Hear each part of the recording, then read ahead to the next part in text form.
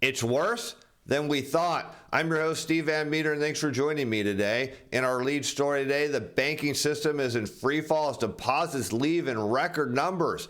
And is the government overstating the effects of a default as the debt ceiling deadline looms? Well, one bank CEO says no, the effects will be catastrophic, leaving us to wonder what that bank is hiding. But before we get to that, the U.S. consumer is in far worse shape than we thought. Let's over to Market Watch, where we picked today's story up with a headline: U.S. credit card debt jumps nearly 20% in the first quarter. This according to TransUnion. And what's important to understand is why people use credit cards. There's really two types of situations that we broadly see. One is when the economy is really booming and people are getting raises, they're getting bonuses, their outlook on their wages is increasing, and they want to spend money now, knowing they have the confidence that they can pay that bill later. Well, the other time is as we head into a recession and when confidence is rather low and inflation is high and people are struggling to keep up with rent and energy and food inflation, so they turn to their credit cards. So this report, given the fact that we're seeing high inflation, is an ominous sign. Balances for unsecured personal loans also smashed records at $225 billion, rising about 26% in the first quarter from a year ago, as the average credit card debt per borrower hit $5,733 in the first quarter, while the average personal loan balance per borrower reached a whopping $11,281, nearly 16% of the U.S. median household income of $70,784. So what we're seeing here during this period of high inflation is that consumers are taking on more and more debt. The question we should first ask is, why are they turning to credit cards? Well, we've noted that banks are tightening lending standards, but when it comes to credit cards, well, they're not tightening them quite as much. And here we can turn to the St. Louis Fed database, where we see the net percentage of domestic banks tightening standards. Now, this for credit cards shown in blue against the credit cards and other revolving plans at all commercial banks. This shown in billions of dollars. And what we can see is as banks tighten lending standards for credit cards, we notice that credit card usage increases. So people kind of head out and charge up to their limits. And then all of a sudden, you see that start to collapse as people then look to pay them off during the recession and everything slows down. What do we see that again during the pandemic? It immediately surged higher. Of course, lending standards tightened, but due to all the pandemic stimulus, people paid down their credit cards only to turn around and charge them back up. So here we're seeing this again, but one thing that's notable is lending standards for credit cards aren't quite that tight as we've seen in past. And that's leading to more credit card originations, which remain elevated at the beginning of this year, even as companies appeared to pull back from opening new subprime accounts, so showing a little bit of nervousness as delinquencies start to head higher. We'll take a look at that in a moment, as the share of subprime consumers carrying credit card balances also dropped to 10.2% in the first quarter, suggesting that maybe there aren't as many subprime borrowers as there has been in the past, ending a trend of 7 consecutive quarters of growth for the subprime segment. But let's take a look at these delinquencies. Here we note that as banks tighten lending standards, and of course this would make sense, is as credit is restricted, what should we expect to see is delinquency rates rise? Because if you're reaching your limit on your credit card and you just need some more time to get by, well, if you could raise your limit, well, guess what you're unlikely to do? And that is turn into a delinquent state. But if the bank won't extend the credit, well, for a lot of people, it means they just can't make those payments. And that's what we see in this chart here.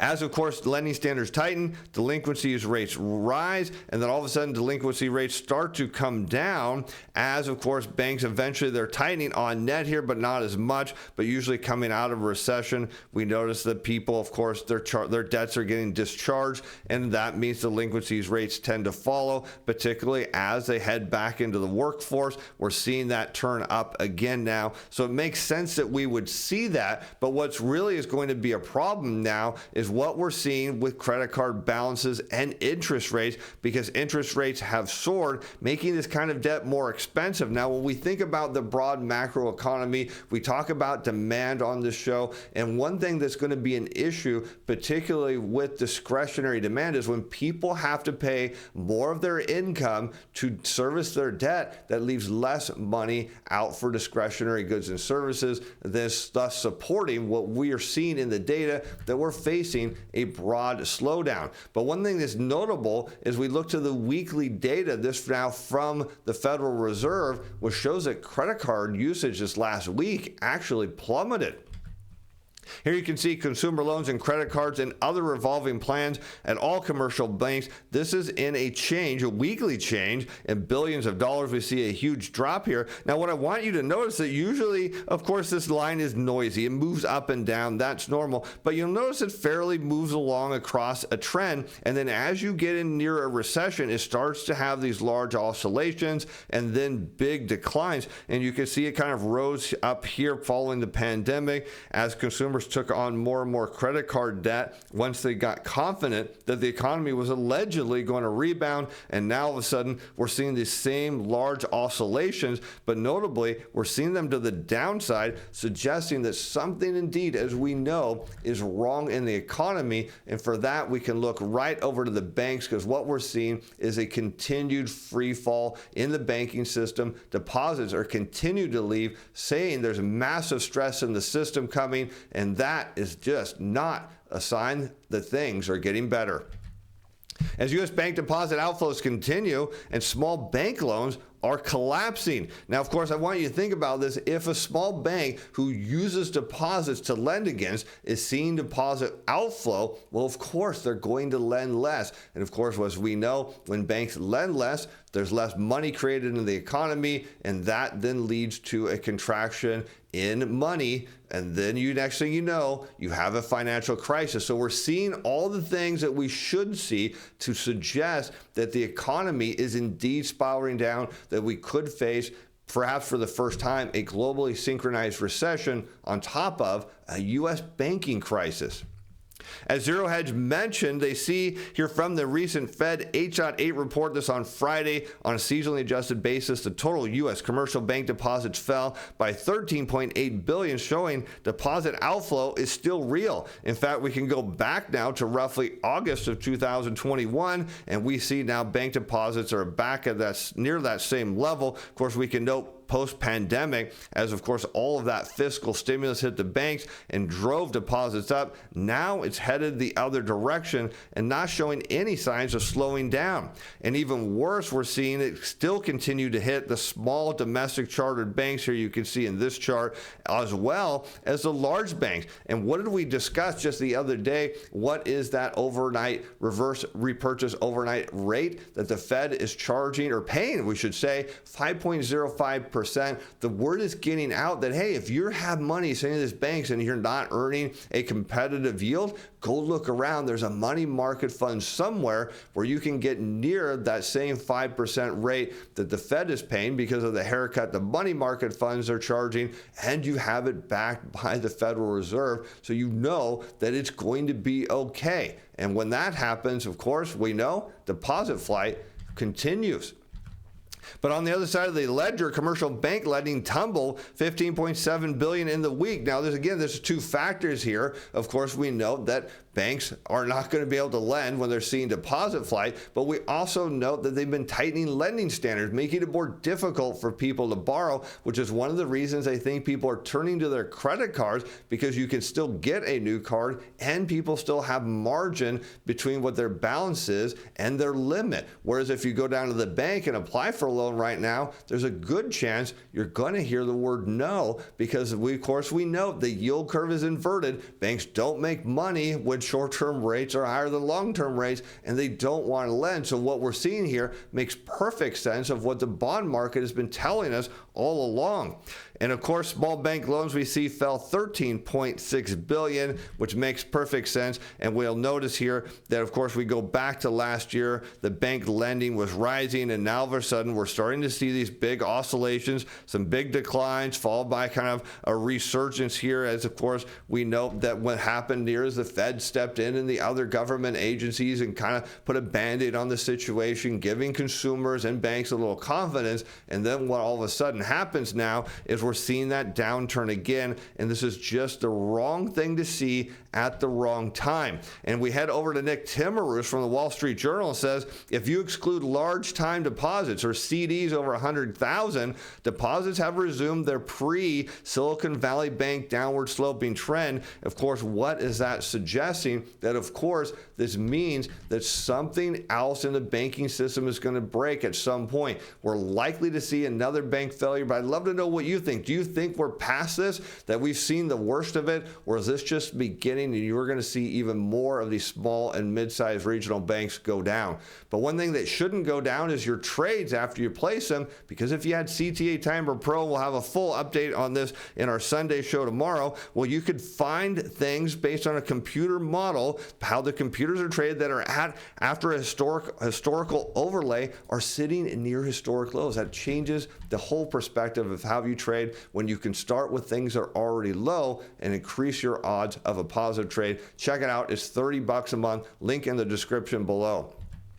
And now the Fed is claiming there's still about $192 billion in tax payment related deposits that are expected to return to the banks. And of course, this would be good news, and I'll show you why in this next chart, because when we take a look at small bank cash reserves divided by assets, well, there's a line, which means this line down here says, look, you've got a lot of problems when you breach this line, because that means you don't have enough assets, or you don't have enough cash to back your assets. You need to do some more selling. Of course, we know there's a huge amount of unrealized losses. So the banks right now, they could need more than fresh cash coming into the system. But as we know, one of the biggest problems we're facing here is the Fed is competing with the banking system. This is how we know at some point, not only is the Fed going to cut rates, they're going to massively slash them down to zero just about as fast as they raised them off the zero bound. Because once we start to see more banks fail, the Fed will have no choice but to ignore inflation and try to protect the system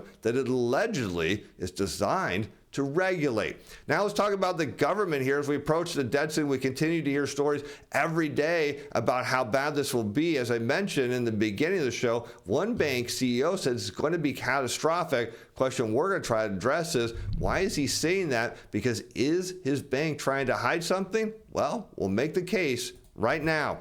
As the Treasury has just $88 billion of measures left to avoid the debt cap, as Treasury Secretary Janet Yellen said earlier this month that the government is at risk of running out of money around June 1st, and the Treasury markets have shifted to price in a default premium for securities maturing around that date. The cost of insuring U.S. debt against non-payment has also soared. Now, let's understand this. Even if there is a breach of the debt ceiling and debt comes due, what happens is it just gets extended. That's it. It doesn't mean it may be a technical default, but it still gets extended. So let's just say 2 weeks later, the Congress gets together, the president agrees, and everybody's happy, and they sign a budget, and now all of a sudden we can go out and borrow money. What happens is all of these bonds, or T-bills, more specifically notes and bonds that are in actually a technical default, they get paid. Plus they get interest for that extra 2 weeks. That's it. It still gets paid. But maybe it's actually not that bad at all. Let's take a look at what Jamie Dimon is saying, because he's warning a pandemic will overtake the markets as the U.S. approaches a debt default. Now, what you understand, there's one thing Jamie's missing here. If the government still has revenue coming in during a default, there is still enough money coming in to actually pay all the interest and the maturing debt. It's not actually a problem if we default in terms of paying the debt. Now, it doesn't mean there's problems elsewhere. In terms of the debt, we do have enough revenue coming in that could actually sustain paying our debt and avoiding a default altogether. An actual default would be potentially catastrophic for the country. So notice the term, an actual default, because I think he actually knows the truth here, and it would make sense. Dimon said he expects the worst case scenario to be avoided, however, because lawmakers will be forced to respond to growing concern, he says, because the closer you get to it, you will have panic in the form of stock market volatility and upheaval in Treasury. So what he's saying here is the stocks will crash and bonds will crash as well. But maybe he's got it wrong wrong. Maybe it's yields that will crash. Let's go back to 2011. Let's go back to August of 2011 when the debt ceiling talks went right down to the final hour. And what happened? We have the Wilshire 5000 or total U.S. stock market in blue. And yes, stock prices came down and then went range bound for a bit before rising out of this. And yields, not bond prices, yields crashed, sending bond prices higher before yields trended sideways and came down again. So he's got it a little backwards here. He's saying that stocks and bonds will crash. No, Jamie, historically, stocks will crash and yields will crash as well. Perhaps the agenda here is either his bank's got a lot of short positions on the bond market, or perhaps maybe this is a case he's trying to get a whole bunch of people to take short positions on the bond market, knowing that his bank is selling the holding the opposite side, the long position, and he's looking to potentially fleece them. But what's notable, for the first time I've ever heard, a bank now has a war room. And JP Morgan, of course, the biggest bank with $3 trillion in assets, now has a war room. They've been gathering once a week as a rate has now shifted to daily meetings and then 3 meetings a day after that. And he's hoping to negotiate a deal. Perhaps they're just looking to find more people to take short positions on the bond market that they can sell and hope to make a profit. Or maybe, just maybe, JP Morgan's got some positions that would get really hammered if the default happened, and they're afraid for the worst for their bank. And with that, I'm Steve Van Metre. Thanks for watching. Thanks for being fans. Bye now.